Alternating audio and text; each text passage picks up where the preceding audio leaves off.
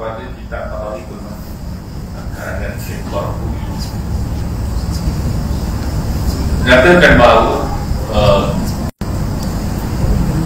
pada asalnya mereka ingin berhijrah bertiga, isteri dan anak, tapi kedua-dua ini campur tangan.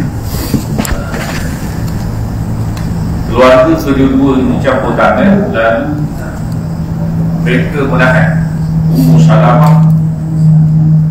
Begitu juga mereka tahan cucu mereka, anak daripada Abu Salamah dan juga Ummu Salamah. Jadi hampir setahun sebahagian daripada keluarga Abu Salamah dah sampai akhir. Semua yang dikasih Allah Ummu Salamah sebagai riwayat mengatakan keluar daripada tempat kediaman mereka, perkampungan mereka itu ke kawasan lembah sambil menangis berkenankan anak dan juga suami. Dan ini berterusan selama setahun.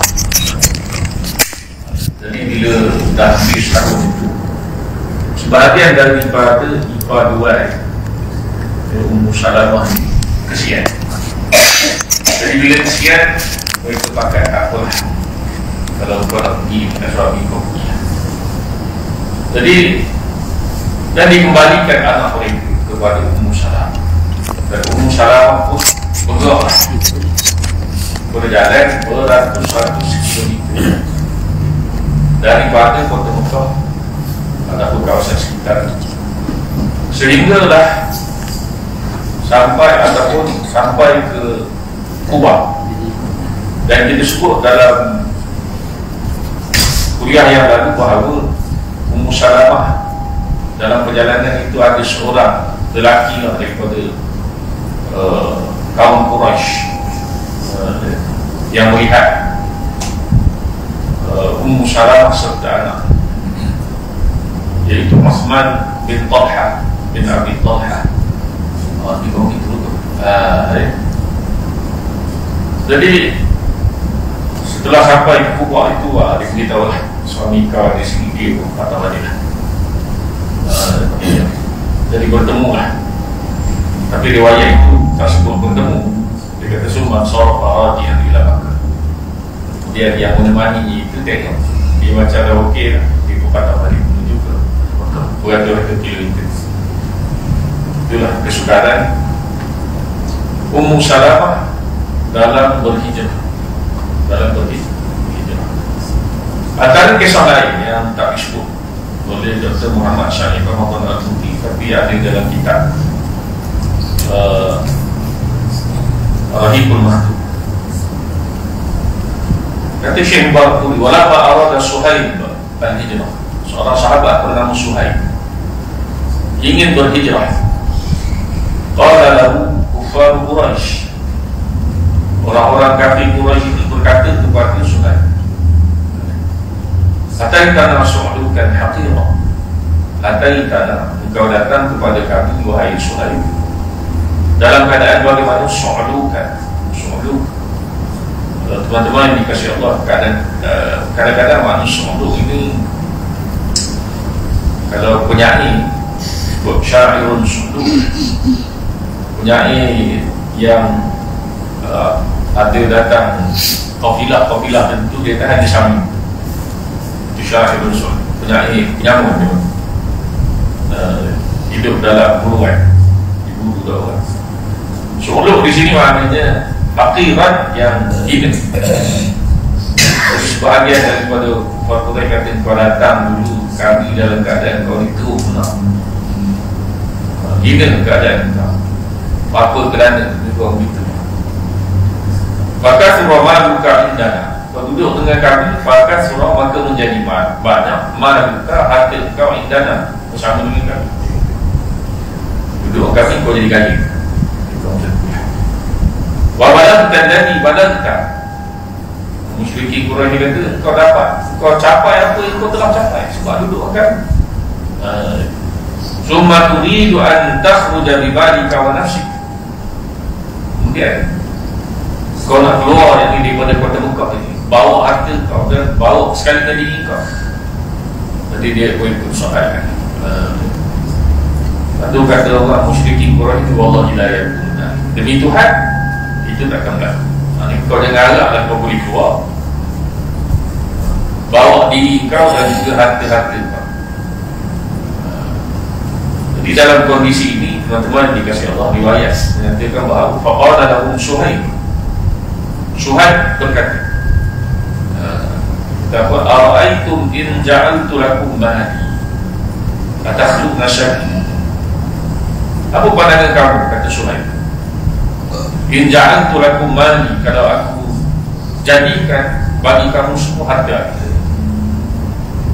atakhluqna syarri, adakah engkau akan membiarkan berhijrah bersama dengan Muhammad ke Madinah? Oh, na'am. Jadi musyrikin Quraisy jawab, okey, boleh. Jadi kita perhati ya teman-teman yang kasih Allah, paling tidak pandangan saya lah, saya pribadi. Mereka yang berjuang selain daripada agama pada pandangan saya.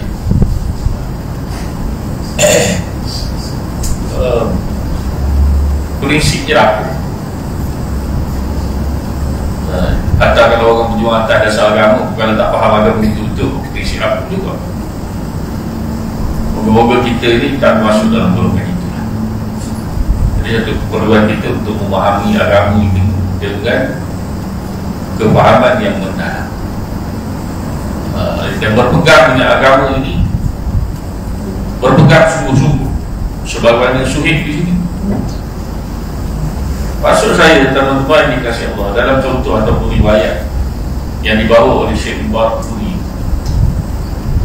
betapa golongan ini musyrikin Quraisy yang tahan Suhaib, kalau betul lah maknanya dasar perjuangan mereka yang maknanya berlawanan dengan dasar agama yang dibawa oleh Muhammad, mereka betul-betul yakin itulah dasar yang paling betul, sehingga dasar itu tidak boleh ditukar ganti dengan harta. Jadi itu adalah dasar ataupun jadi well respected lah, boleh dihormati lah. Tapi ini mereka buktikan Suhaib mengikut sebagainya. Tiba-tiba bila Suhaib offer harta, oh boleh lah, boleh lah, pergi lah, pergi je lah. Padahal itulah nilai prinsip perjuangan musyrikin Quraisy. Mari hasil sikit goyah, tak konsisten. Tuan-tuan dikasih ada kena-kena yang dihormati. Allah Ta'ala tak kira lah saya bersahaja. Tuan-tuan dikasih Allah, bila diukur dengan harta ataupun ditawarkan harta. Rasulullah SAW dalam banyak riwayat ujian yang diberikan kepada Nabi Muhammad datang dalam beberapa bentuk tawaran-tawaran. Kita dah baca dalam bab-bab awal dalam kitab ini, jilid yang pertama, juzuk yang pertama. Antara dugaan yang diberikan oleh musyrikin Quraisy kepada Rasulullah ialah mereka datang. Kalau dalam tafsir, sebagai contoh kita tafsir Al-Munir atau Al-Basri dalam surah Al-Furqan, ada beberapa ayat, antaranya ayat-ayat dalam surah Al-Furqan atau ayat 18 lebih kurang itu.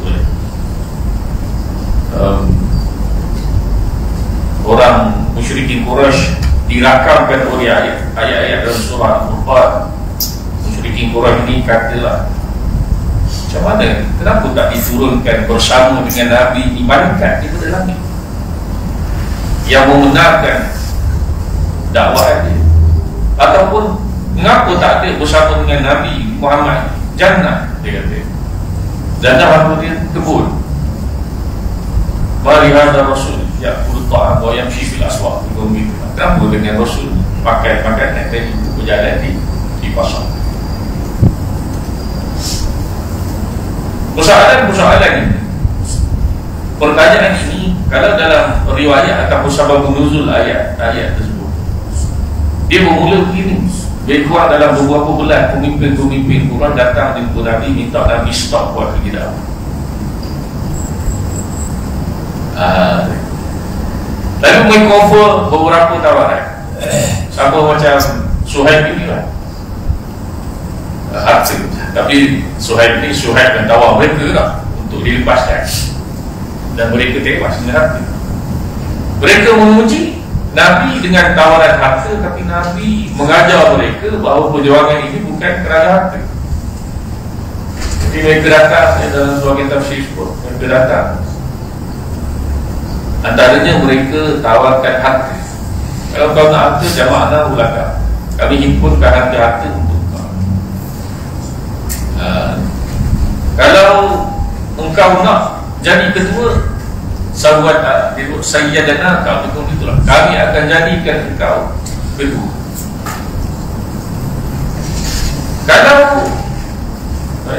Kalau engkau nak jadi raja, malah kenapa? Kami akan lantik kau jadi raja. Kalau engkau nak jadi tuan, kami lantik kau jadi tuan. Kalau tak amran, kami tak akan putuskan satu pun kecuali kami merujuk pada engkau. Kata musyrikin Quraisy. Dan sebagai riwayat lagi mengatakan, kalau engkau nak wanita yang paling cantik, kami akan kahwin kepada engkau. Tapi Nabi SAW, aku bukanlah itu. Aku adalah Rasul, utusan daripada Tuhanku, diturunkan Al-Quran sebagai basyirah wa nazirah, pemberi berita gembira dan juga pemberi peringatan. Jadi bila Nabi jawab itu, sebagai riwayat sebut, Allah lah pokok. Yang dia kata tu, kenapa tak turun malaikat? Kalau betul kau Nabi, kenapa tak ada malaikat turun sama dengan kau? Kenapa? Bukankah lebih baik kalau kau ada kebun saja? Orang PCH ni, kebun memang ada banyak orang.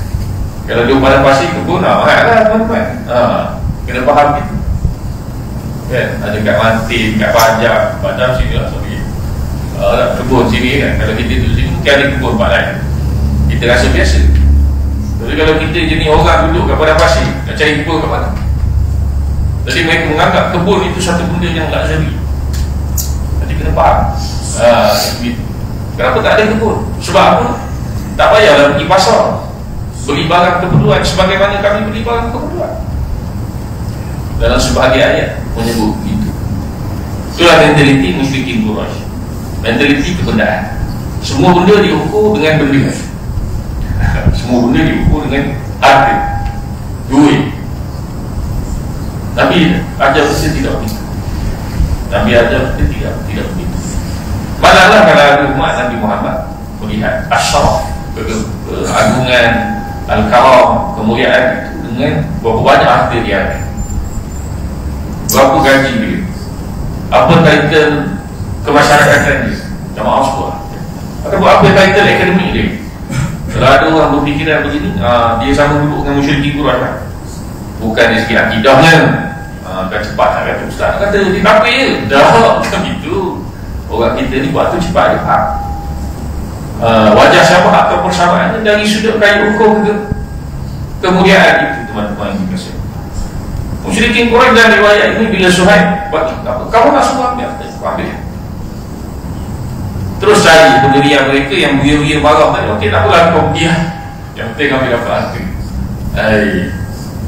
Perjuangan apa macam ni? Okay. Jadi Pak ini kata antara kembali, kalau tentu aku bagi kamu semua harta. Benda yang kita tak ada lah, teman-teman yang kita siapa. Kita nak korban harta kita untuk agama, payah. Yang kalau infak, orang kita saya tengok prank infak masjid surau dia lagi buat. Tengok anak yatim, dia trend kalau surau begini. Kalau surau perlu pada barang-barang cepat orang kita memang infak. Banyak surau yang saya jumpa teman-teman dikasih Allah, kalau katalah dia nak ikut cepat dia boleh kumpul ikut kapek bagi tentu. Memang laju, kita nak pasang kapek. Oh memang laju, kapek yang boleh power tadi tempat imam duduk. Saya nak cuk yang itu dia. Saya nak, kalau apa untuk binaan badan bagi last sekali lah. Tapi memang kat sini ini memang sebab tiap-tiap dia muat tu imam dulu sini. Tapi saya dapati lah ini perhatian saya. Kebiasaannya orang yang gubuk-gubuk ni, dia tak datang. Musuh orang tu tak datang masjid. Dia kira dia dah infak begitu, pahala dia jalan dah. Aku tak datang.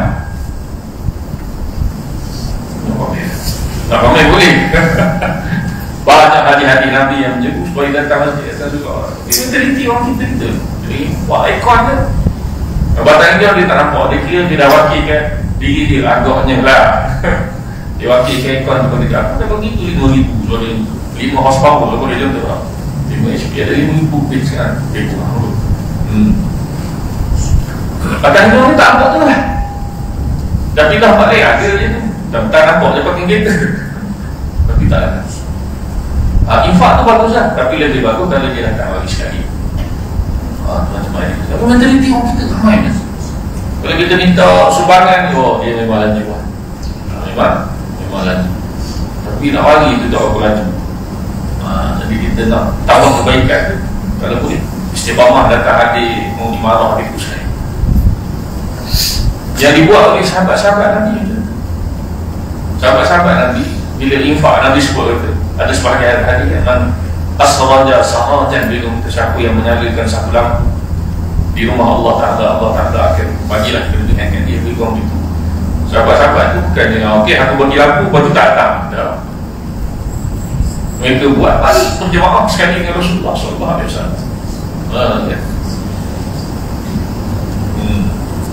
Jadi kata riwayat fabala dzalika Rasulullah sallallahu alaihi wasallam. Apa yang dibuat oleh Suhaib mengorbankan seluruh harta dia yang dia dapati di Mekah sampai kepada Rasulullah. Apa kata Rasulullah? Rabaha Suhaib. Telah beruntunglah Suhaib. Teman-teman yang dikasih tahu perkataan Rabihat tijarah adalah perkataan yang menunjukkan keuntungan dalam perniagaan. Ribih untuk keuntungan. Kan ada ayat ala adukum ala tijaratin tunjikum min adabin alim. Allah SWT kata kita hendaklah aku tunjukkan kepada kamu satu perniagaan yang boleh menyelamatkan kamu daripada azab yang begitu. Kan jadi begitu juga innallaha ashtara minal mu'minin. Semuanya Allah Ta'ala membeli daripada orang-orang yang beriman dengan diri mereka, harta mereka. Dia adalah macam yang sesungguhnya bahawa bagi mereka. Jadi lapan-lapan yang digunakan ialah lapan-lapan perniagaan.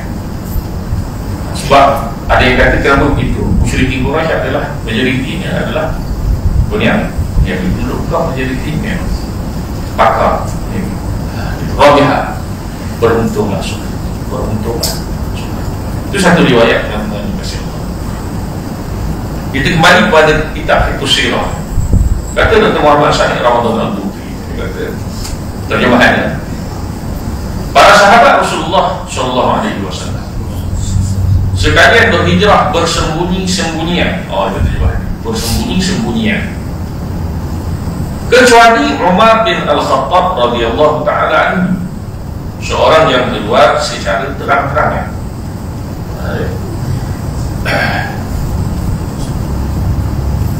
Sayyidina Ali bin Abi Thalib radhiyallahu anhu menceritakan, jadi ada riwayat daripada Sayyidina Ali tentang Sayyidina Umar ketika hendak keluar berhijrah.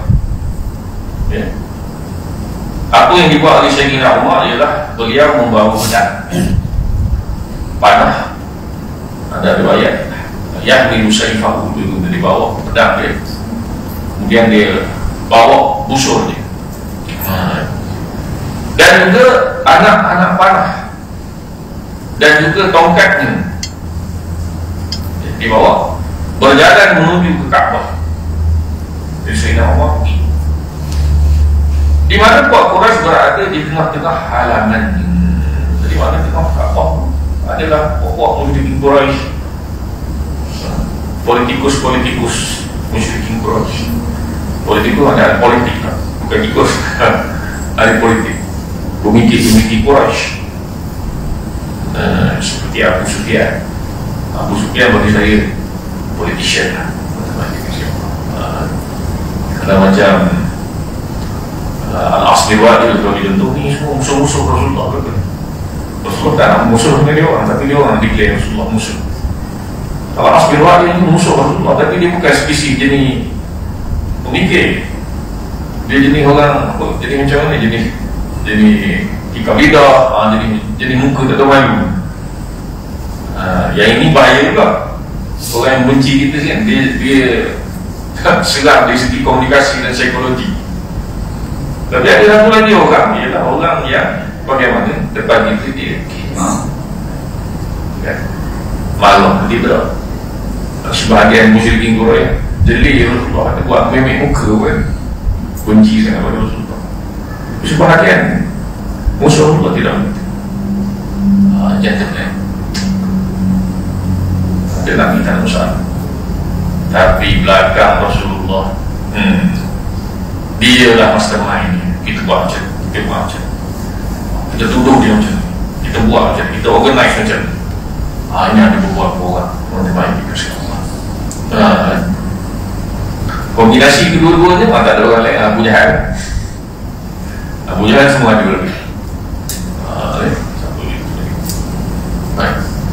Jadi riwayat mengatakan dengan mudah dan berani beliau mengelilingi Baitul Haram 7 kali awal dan bersembahyang di makam Ibrahim, tempat diri takwaki Nabi Ibrahim. Sesudah itu beliau berdiri sambil melaut. Jadilah sekalian muka. Inilah muka-muka yang akan dikalahkan hadapi. Jadi nama sambil itu kan. Dia cakap pada pemimpin Ibrahim, siapa yang ingin ibunya keseorangan, Fadil Ustaz terjemahan yang baik.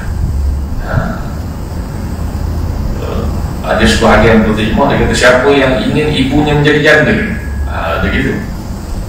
Tapi sini siapa yang ingin ibunya keseorangan, atau hendak meyatimkan anaknya. Sesiapa yang anak dia jadi yatim, dia boleh suruhlah anak dia dibantu lah, dia orang sentuh lah. Ini tu silap saya, minta maaf teman-teman. Yang janda tu lepas ni disebut. Atau hendak menjagakan isteri ni, itulah. Jadi 3 benda disebut. Maka kalau hendak 3 ini, kata Sayyidina Umar, silalah bertemu dengan aku di belakang lereng bukit. Sebagai riwayat disebut di lembah sebalik bukit. Jadi riwayat yang dibawa oleh Sayyidina Ali menyatakan bahawa tidak ada sesiapa pun yang berani bertemu, hanya orang-orang yang lemah dan tua-tua sahaja. Maknanya sepatutnya ada notah tu, tidak ada sesiapa yang berani bertemu dengan Sayyidina Umar. Tak berani dengan Sayyidina Umar badan besar, teman-teman juga siapa badan besar. Ada beberapa riwayat riwayat menyebut Sayyidina Umar ni sebagai sahabat yang dipukul itu ke, tak kutip orang lain. Sayyidina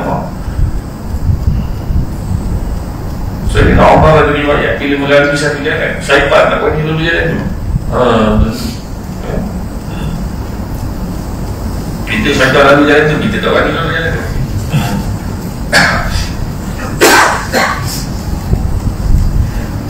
Jadi tidak ada siapa pun yang berani bertemu, hanya orang-orang yang lemah dan tua-tua sahaja yang telah diberitahu akan berjanji dengan beliau. Itu ya. Sayyidina Umar pun pergi sehendaknya takut diganggu, kata Sayyidina Ali radhiyallahu ta'ala. Jadi takut. Teman-teman kesimpulan. Kemudian kata pengarang, tapi sebelum itu ada kisah juga bagaimana Sayyidina Umar ini berhijrah, tapi tak disebut oleh berteman saya Ramadan itu Syekh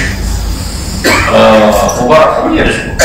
Ketawa ada Umar bin Al-Khattab wa Ayyash bin Abi Rabi'ah, Ayyash wa Ayyash, Hisham bin Al-As bin Wa'il, Al-As bin Wa'il. Kata saya gitu. Jadi Sayyidina Umar ni bila nak berhijrah ni berjanji dengan beberapa orang. Antaranya seorang bernama Ayyash bin Abi Rabi'ah dan seorang lagi Hisham bin Al-As bin Wa'il. Tadi kan gitu ya, tapi itu sudah bin Asi bin Wa'il, mungkin anak kepada Al-As bin Wa'il. Al-As bin Wa'il adalah antara mereka yang saya sebut tadi lah, yang menentang Rasulullah SAW. Tapi begitulah teman-teman yang dikasih Allah, golongan tua majoritinya pakat menentang Rasulullah. Tapi golongan muda di kalangan orang-orang tua yang menentang Rasulullah, anak-anak mereka masuk Islam.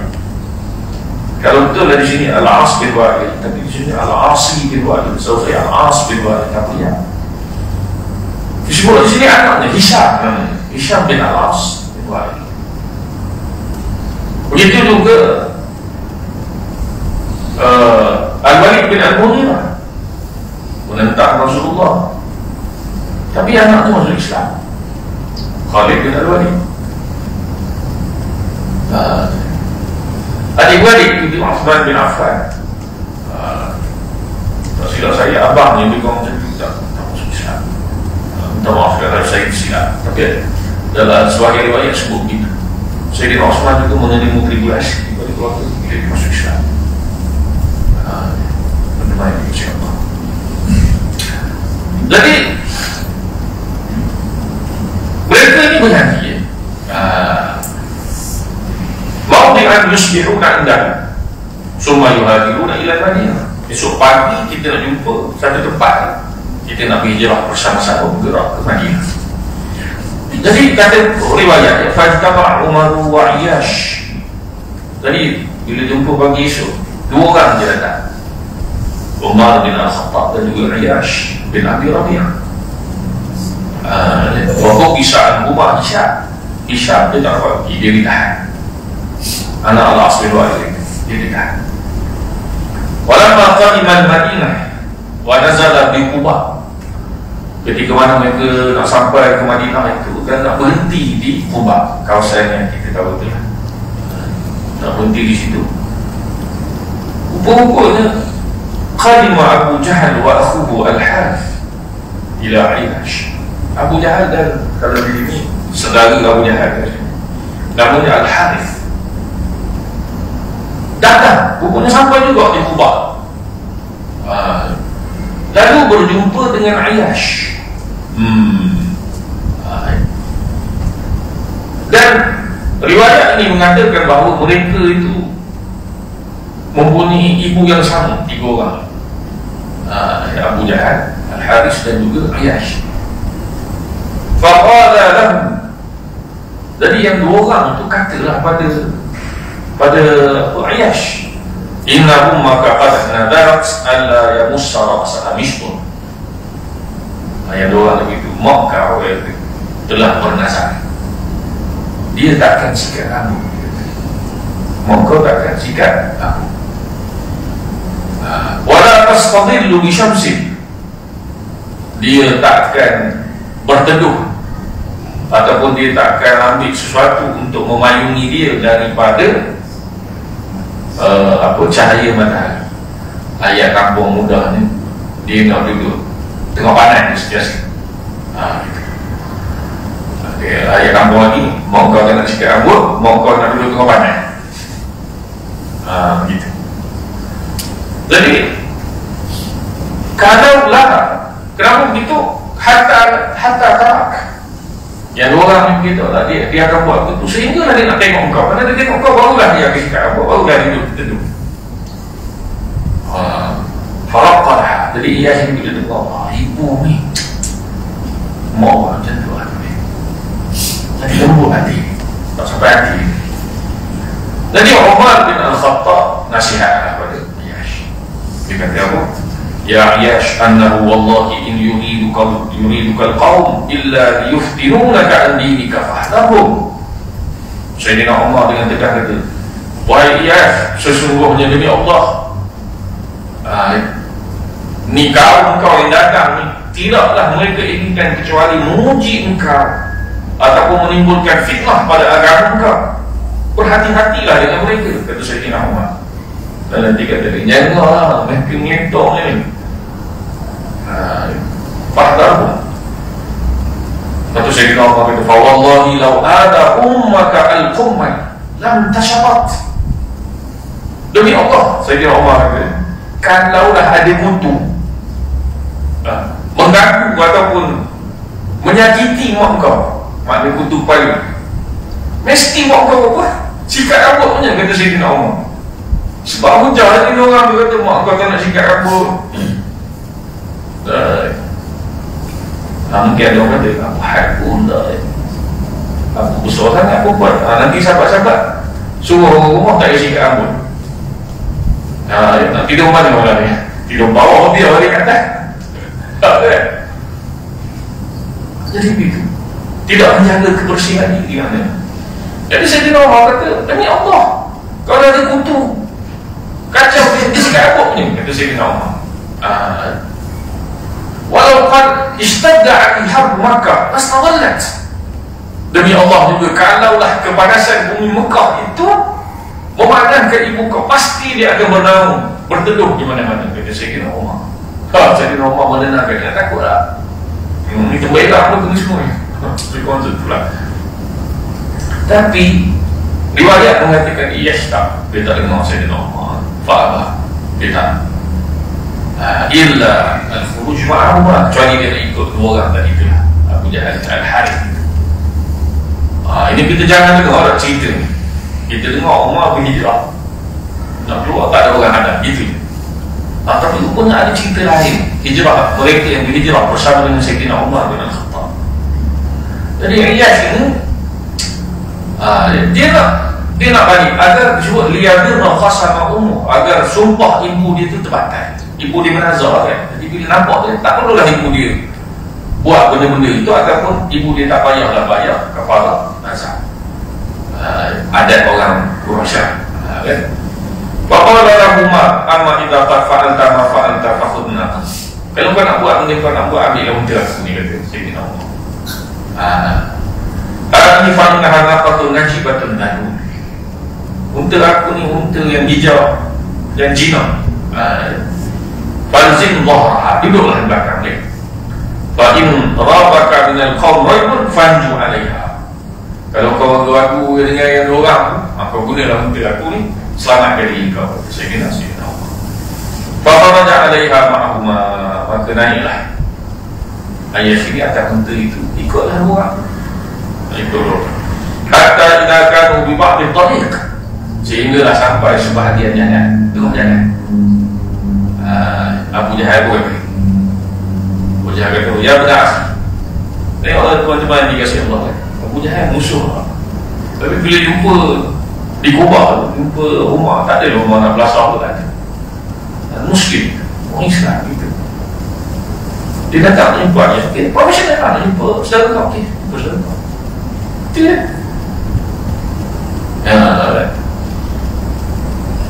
Tak ada dulu nama Abu Jahal dia batu balik. Akhlak walaupun musuh. Jadi Abu Jahal kata, wahai Ayyash, tunggangan aku ni nampak macam tak larat ada. Dia mula buat tipu lah. Afala ta'atibuni ala laqatika hati, boleh tak aku, maknanya aku duduk belakang untuk kau lah. Dia kata, tak apa, boleh, kata Ayyash. Fa'anakha wa anakha yatahawwal 'alaiha.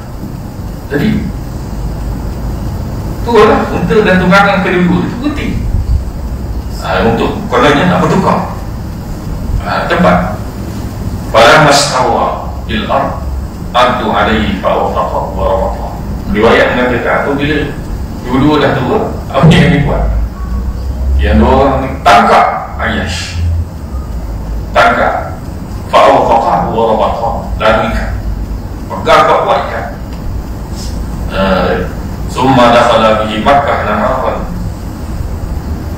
sampai ke Mekah pada siang hari dalam keadaan terikat. Wa qala ya ahla Makkah. Jadi yang dua orang tu, Abu Jahal dengan Harith menjerit, wahai penduduk Mekah. Speaker kata tuan-tuan, jerit betul tu, wahai masuk, wahai penduduk Mekah, wahai penduduk Mekah. Agada fa'alu bi subhanakum, Apa Abu Jahal kata? Beginilah kamu sepatut buat pada orang-orang yang bodoh di kalangan kamu. Dia malu bukan Ayash. Kama fa'alna bisafihina hadha, sebagaimana yang kami buat pada orang bodoh kami ini. Sedara dia sendiri dibuat, diikat, dia malu. Riwayat sampai situ teman-teman yang dikasih Allah Ta'ala tak disebut apakah nasib ayah. Tapi yang pastinya dia masuk dalam kota Mekah dalam keadaan dimalukan, tertipu. Kita nak cakap apa yang kita faham daripada cerita tuan-tuan Islam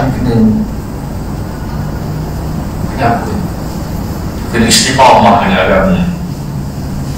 Bila Nabi Ketok suruh buat begini, istiqamah bukan mesti gegah. Antara orang yang diuji dengan ibu, sumpah ibu juga, teman-teman yang dikasih Allah, seorang sahabat bernama Mus'ab bin Umair. Mus'ab bin Umair ni kita akan jumpa, tetapi kita dah jumpa dah doa, bukan kita akan jumpa, kita dah jumpa dah watak ni ketika kita berbicara tentang Bai'atul Aqabah yang tangan. Dah masuk bicara. Kita bagilah tuan-tuan.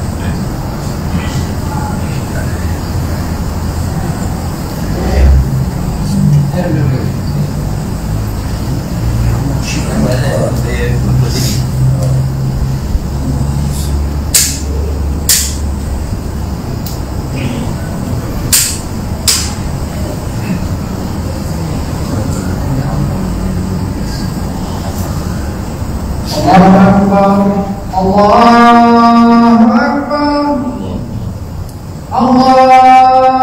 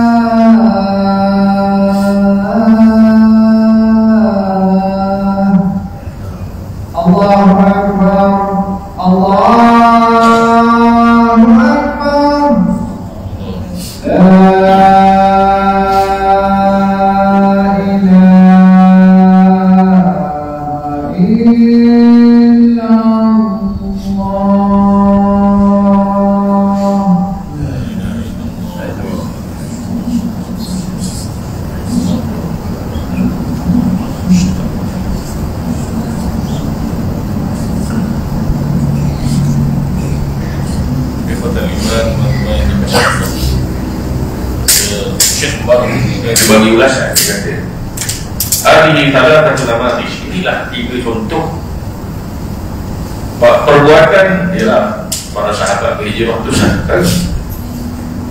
Tapi 3 contoh perbuatan musyrikin Quraisy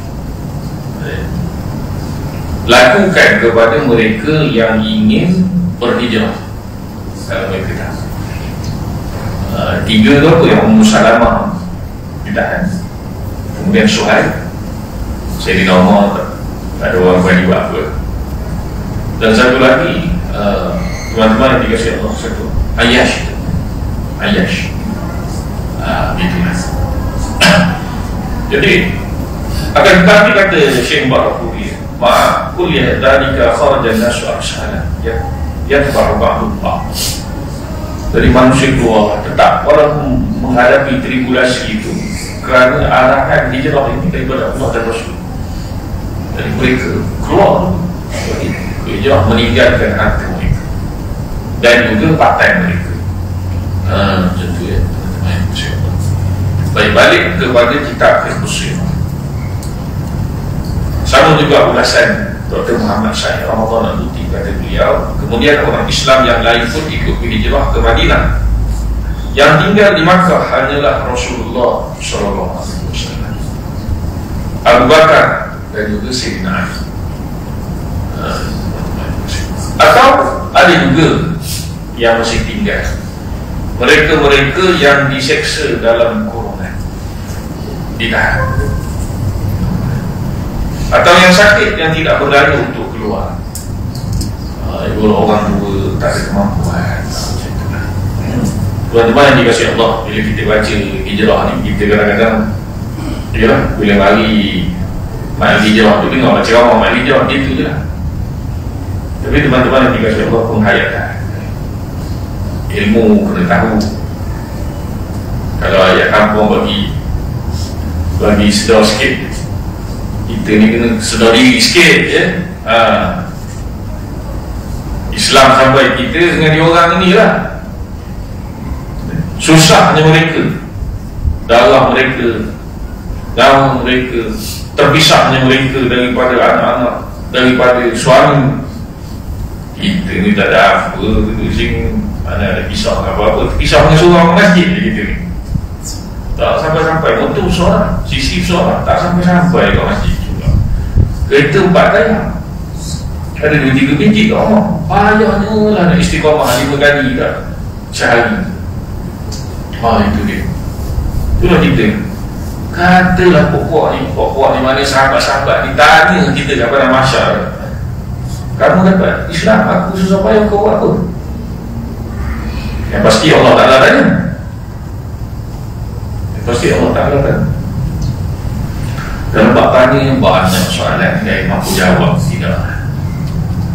Tanya soalan, saya yakin saya dan sahabat-sahabat akan ditanya, apa kau buat bila anak-anak kecil Palestin dibunuh, dibom? Saya kalau sedikit soalan tu, apa kau jawab? Teman-teman yang dikasihi Allah, habislah mengenai sorotan peristiwa hijrah para sahabat. Ringkasan masuk pada pengajaran dan renungan, kita baca sedikit lah, ambil keberkatan. Kata pengarang Dr. Muhammad Syahid Ramadan, dia kata, dugaan yang dihadapi oleh kaum muslimin, iaitu para sahabat Rasulullah di Mekah, dugaan yang bagaimana? Disebut penyiksaan, siksaan. Kita dah habis dah, ini round pertama dah habis dah. Round pertama maksudnya fatrah ataupun tempoh dakwah Nabi di Mekah. Kita dah baca, berapa tahun lagi kita baca dan nak habis kan? Berapa tahun? Boleh sebut balik tak?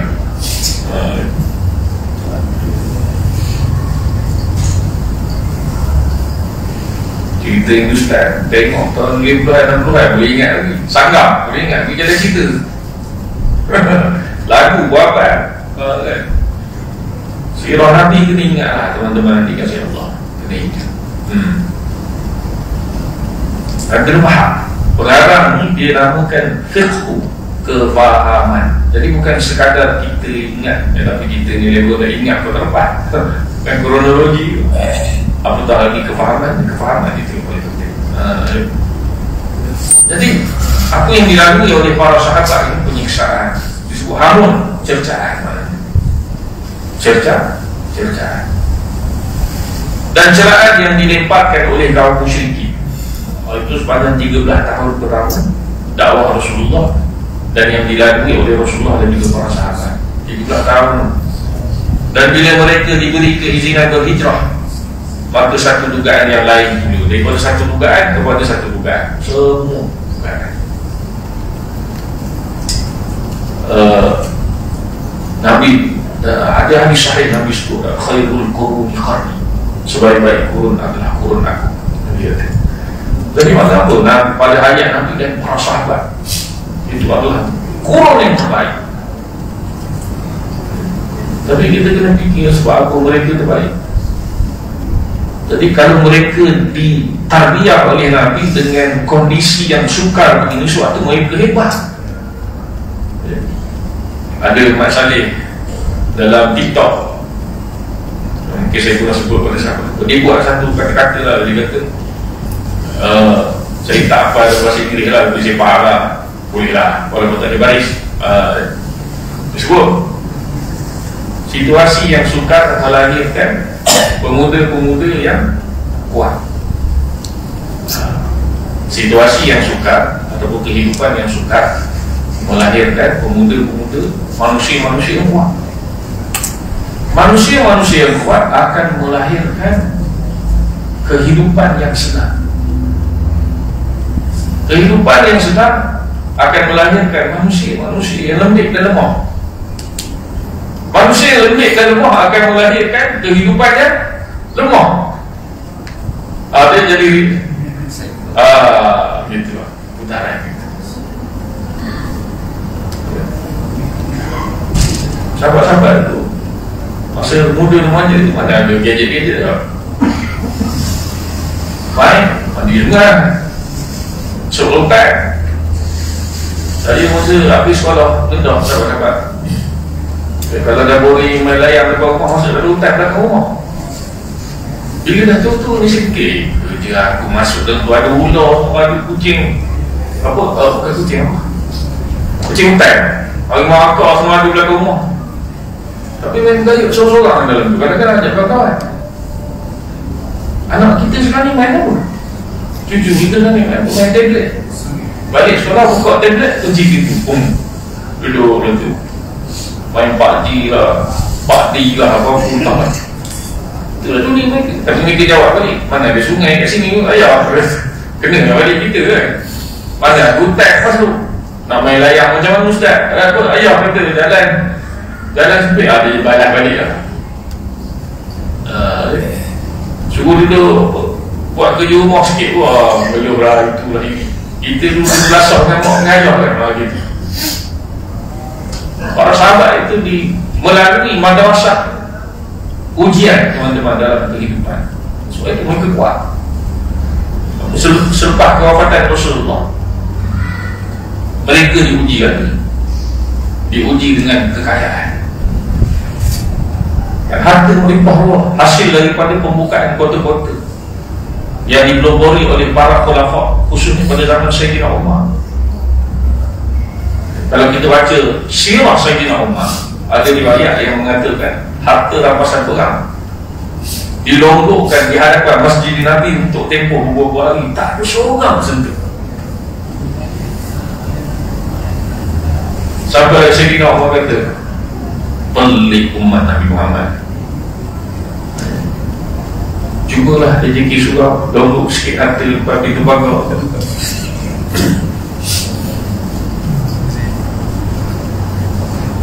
Teman-teman. Jadi hasil daripada tadiah kesukaran yang mereka hadapi bersama dengan Rasulullah. Saya samalah macam payahnya pada surau ni kan. Kalau minta maaf lah, orang kemudian dah datang, dah ada kapal yang mulia, dia rasa kita kawan macam biasa kita gini. Tapi kalau orang yang rezeki penaja tu kan, daripada hutan tapak kan, berjuang nak gezek kan ke majlis agama, dia tahu kesukaran. Jadi bila suruh PCH, walaupun dah pindah tempat lain, suruh PCH ada masalah, ini dia sentimental value dia, datang balik aku aja lah, kasih dia. Asal-Sabiqun al-awwalun, orang yang terdahulu. Jadi Jadi Nabi mengajar para sahabat, Allah Ta'ala mentarbiyah para sahabat dengan kesukaan. Dan bila mereka diberi keizinan hijrah, maka satu dugaan lain lagi. Dan 13 tahun dugaan, tak hijrah pun dugaan lagi. Kata pengarah apa dia? Dugaan meninggalkan tanah air, meninggalkan harta benda, rumah tangga dan alat-alat kelengkapan masing-masing yang mereka miliki. Kalau kehidupan ada pekerjaan yang mereka miliki seperti itu. Wallahu ta'ala a'lam bishawab. Cukup sekali ini teman-teman kasih Allah. Moga duduk ini kita sebagai ibadah untuk menghadap astagfirullah. Assalamualaikum warahmatullahi wabarakatuh. Bismillahirrahmanirrahim. Alhamdulillah wassalatu wassalamu ala Rasulillah sayyidil mursalin wa ala alihi wa sahbihi ajma'in. Allahumma ja'al jama'ana wa jama'ana wa tafarraqana min ba'di tafarraqan ma'suma wa la taj'al fina wa la ta'ala sabila wa la tu'ula. Allahumma ya rabbana faqihna fi din wa alimna ta'wil wa siratal mustaqim. Allahumma ansur ikhwanana al-mujahidin fi Filastin. Allahumma ansurhum nasran mu'azzaza wa dammir a'da'ahum wa a'da'ana al-yahud. Allahumma an'anhum. ربنا آتنا في الدنيا حسنة وفي الآخرة حسنة وقنا عذاب النار. الحمد لله.